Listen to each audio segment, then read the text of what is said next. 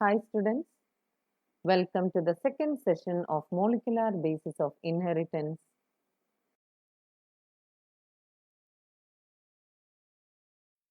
Let's have a look into the search for genetic material.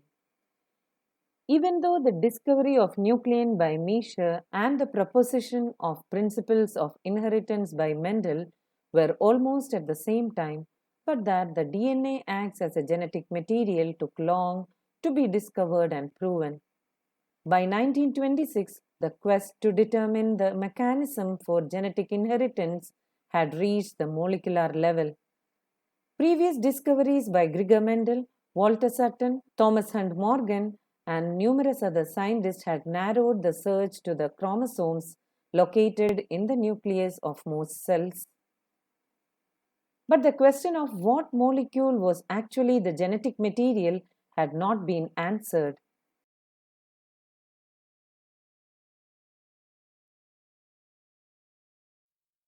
In 1928, Frederick Griffith, in a series of experiments with Streptococcus pneumoniae, witnessed a miraculous transformation in the bacteria. During the course of his experiment, a living organism had changed in physical form. When Streptococcus pneumoniae bacteria are grown on a culture plate, some produce smooth, shiny colonies while others produce rough colonies. This is because smooth colonies or S strain bacteria have a mucus polysaccharide coat while rough colonies or R strain does not. Mice infected with S strain die from pneumonia infection, but mice infected with R strain do not develop pneumonia.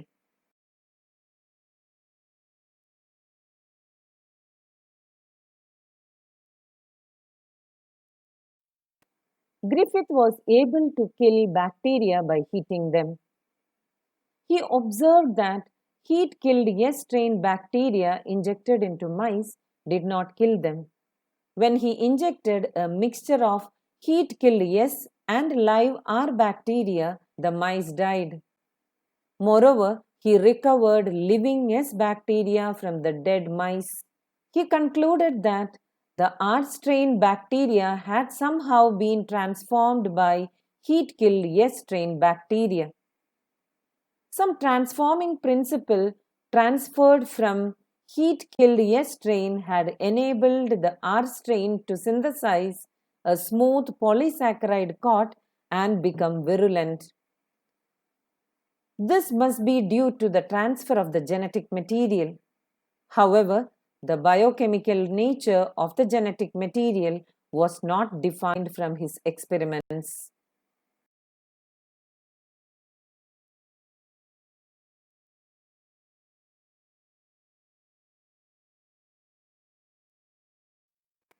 Let's have a look into the biochemical characterization of transforming principle.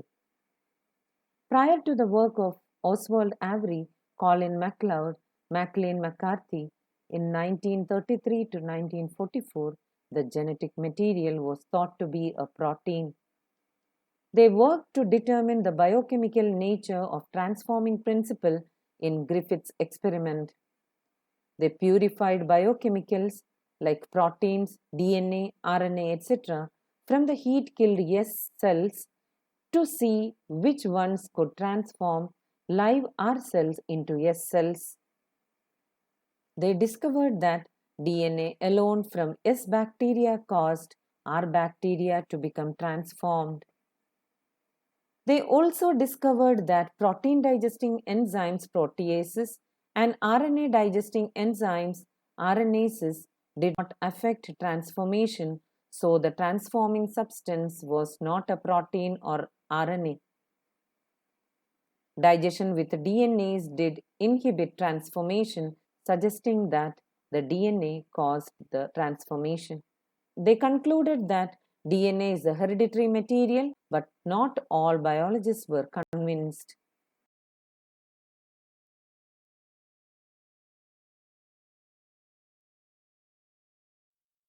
The clear proof that DNA is the genetic material came from the experiments of Alfred Hershey and Martha Chase in 1952. They worked with viruses that infect bacteria called bacteriophages.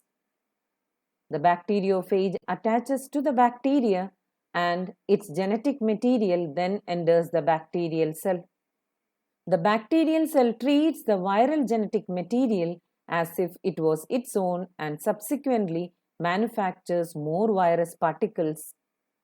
Hershey and Chase worked to discover whether it was protein or DNA from the viruses that entered the bacteria. They grew some viruses on a medium that contained radioactive phosphorus and some others on medium that contained radioactive sulfur.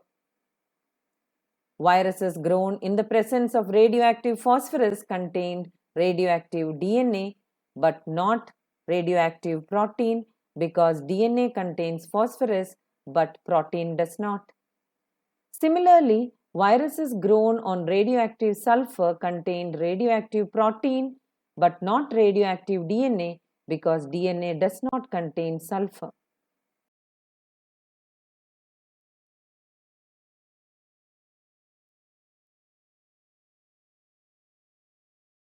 Radioactive phages were allowed to attach to E. coli bacteria. Then, as the infection proceeded, the viral coats were removed from the bacteria by agitating them in a blender. The virus particles were separated from the bacteria by spinning them in a centrifuge. Bacteria which was infected with viruses that had radioactive DNA were radioactive, indicating that DNA was the material that passed from the virus to the bacteria. Bacteria that were infected with viruses that had radioactive proteins were not radioactive. This indicates that proteins did not enter the bacteria from the viruses. DNA is therefore the genetic material that is passed from virus to bacteria.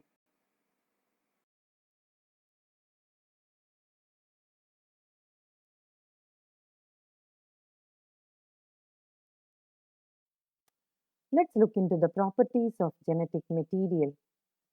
From the foregoing discussion, it is clear that the debate between proteins versus DNA as the genetic material was unambiguously resolved from Hershey-Chase experiment. It became an established fact that it is DNA that acts as genetic material. However, it subsequently became clear that in some viruses, RNA is the genetic material. For example, tobacco mosaic viruses, QB bacteriophage, etc. Answer to some of the questions such as why DNA is the predominant genetic material whereas RNA performs dynamic functions of messenger and adapter that has to be found from the differences between chemical structures of the two nucleic acid molecules. A molecule that can act as genetic material must fulfill the following criteria. It should be able to generate its replica.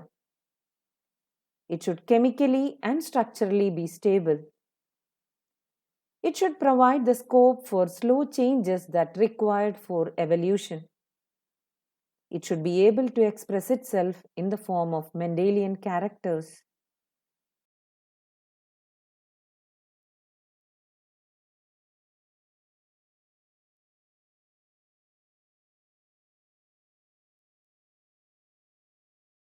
If one examines requirement one by one, because of the rule of base pairing and complementarity, both nucleic acids, DNA and RNA have the ability to direct their duplications.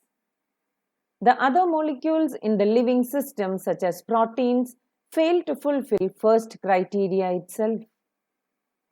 The genetic material should be stable enough not to change with different stages of life cycle, age, or with change in physiology of the organism. Stability as one of the properties of genetic material was very evident in Griffith's transforming principle itself that heat, which killed the bacteria, at least did not destroy some of the properties of genetic material. This now can easily be explained in light of the DNA that two strands being complementary, if separated by heating, come together when appropriate conditions are provided.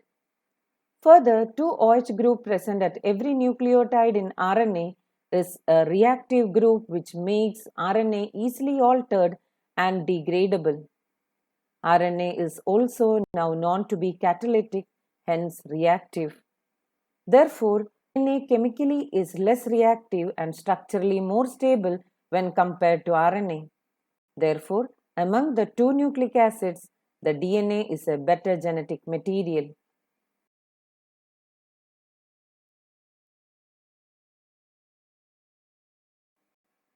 In fact, the presence of thymine at the place of uracil also confers additional stability to DNA. Both DNA and RNA are able to mutate. In fact, RNA being unstable mutate at a faster rate. Consequently, viruses having RNA genome and having shorter lifespan mutate and evolve faster. RNA can directly code for synthesis of proteins and hence can easily express the characters. DNA, however, is dependent on RNA for synthesis of proteins. The protein synthesizing machinery has evolved around RNA. The above discussion indicates that both RNA and DNA can function as genetic material, but DNA being more stable is preferred for storage of genetic information. For the transmission of genetic information, RNA is better.